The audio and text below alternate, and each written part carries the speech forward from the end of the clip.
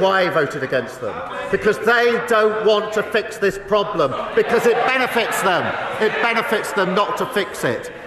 Party before country. It's very good he's standing in for the member for Clacton, I have to say.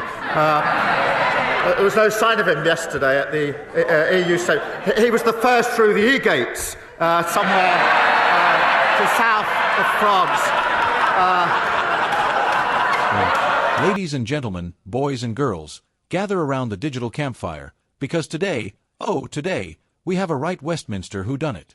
Or should I say, who deported it? Courtesy of none other than the King of Canada himself, Lee No-Nonsense Anderson. Now, if you've ever thought Prime Minister's questions were dull, dusty affairs full of dreary drone and powdered protocol, think again. Today, we were treated to a spectacularly British display of rhetorical wrestling. Picture a Yorkshireman with a verbal cricket bat going to town on Sir Keir Starmer's spin bowling of statistics and smokescreens. Before we show you the video footage, I'd like to ask you a small favor. If you appreciate this content, please take a second to like this video and subscribe to the channel. Over 98% of you watch the videos without subscribing. It costs you nothing, but it makes a huge difference to us. So, did you click the subscribe button? Great. Thank you so much. Now, back to the which video. fell to only 1 in 10 assessments under the last government. The answer. Thank you, Mr. Speaker. This Prime Minister, Mr. Speaker, keeps telling his gullible backbenchers, those over there, that he's deported 24,000 people from this country since he came into power. But he won't say who these people are. Now, it's my guess that they are people that came on work visas, students, and they are simply overstayers. But I'm willing, Mr. Speaker, to be proved wrong if you can answer one simple question. How many of these people that he's deported are failed asylum seekers that's come on small boats or on the back of lorries? Answer the question. Prime Minister.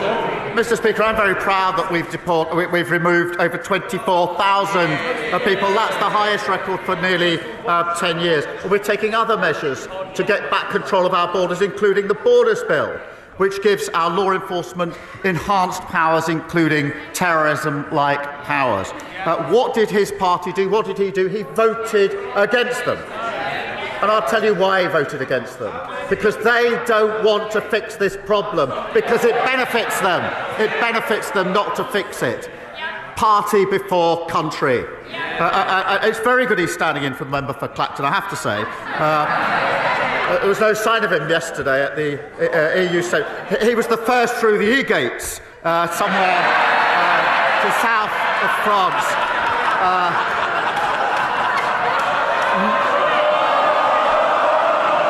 Nice work if you can get it. Thank you, Mr. Speaker. Does the Prime Minister agree that imprisoning Lucy Connolly, a young mother with a 12-year-old daughter, for one foolish social media post, soon deleted, is clearly not an efficient or fair use of prison? Mr. Speaker, sentencing is a matter for our courts, and I celebrate the fact that we have independent courts in this country. I am strongly in favour of free speech. We've had free speech in this country for a very long time, and we protect it fiercely.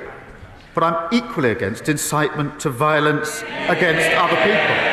And I will always support the action taken by our police and courts to keep our streets and people safe. Lee Anderson stood up like a man who just walked out of a pub brawl, pint in hand, ready to settle the score. Not with fists, mind you, but with facts, or at least the desperate demand for some. He puffed up, looked across the chamber with the confidence of a man who eats policy papers for breakfast, and asked a question so simple even a hungover fox in the House of Lords could answer it. Mr. Prime Minister, you've deported 24,000 people, have you? Well, then, who exactly are these mystery folks you've yetated across the channel? Only he said it with more parliamentary flair, of course. And here comes the twist. Instead of a clear answer, what did we get? A Starmer special, a long-winded cruise through the land of deflection, complete with smug stats, passive-aggressive pride, and a sprinkle of continental name-dropping. We've deported 24,000 people. It's the highest in nearly 10 years, he boomed, like a quizmaster who just remembered the answer to a question no one asked. But Lee wasn't buying it. Oh no. He wanted names. He wanted numbers. He wanted to know if those deported folks were actually illegal asylum seekers off small boats, or just Barry, the postgraduate from Bristol who forgot to renew his student visa. Answer the question. Lee cried like a furious headmaster whose student had just turned in an essay titled Why Homework is Oppression. But Keir, well, he put on his best head boy of the Remainers voice and turned it into a Shakespearean soliloquy about law enforcement, enhanced powers, and, wait for it, terrorism-like powers. That's right, folks, somewhere between deportation stats and border control, we entered Mission Impossible. Immigration Edition. But it wasn't over. No, sir. Not content with one detour, Kay veered off course faster than a sat-nav in a thunderstorm. He launched into a bizarre side quest, accusing Lee's lot of voting against the very laws they now cried for, as though he himself hadn't just dodged the question like a Tesco shopper dodging surveyors. It benefits them not to fix this problem. Keir thundered, eyes ablaze, arms flailing like a startled librarian. Party before country, he bellowed, while forgetting he was standing there avoiding a direct answer like a kid asked if they've done their chores. And just when you thought it couldn't get more surreal, in came Robert L., a man with a name so posh it sounds like it should be served with chutney.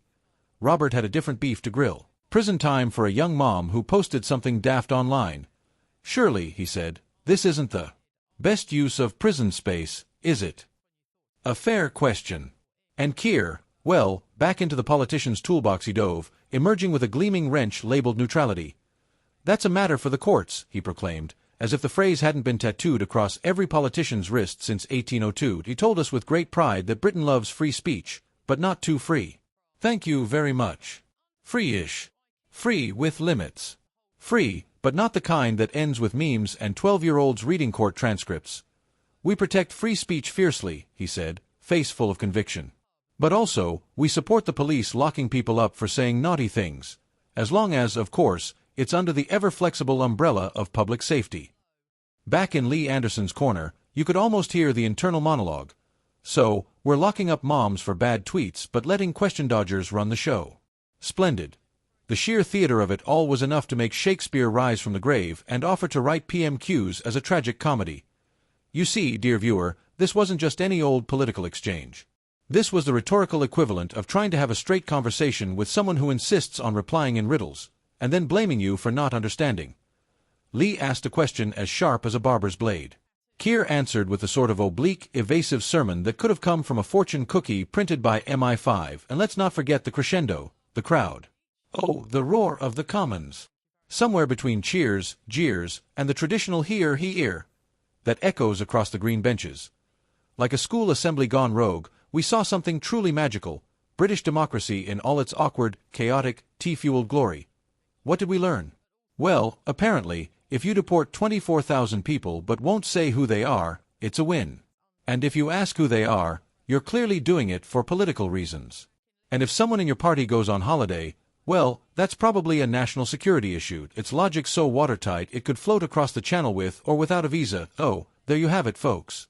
Another week, another masterclass in answering questions with questions, dodging stats like dodgeballs, and using courtroom jargon to sound extremely serious while saying absolutely nothing.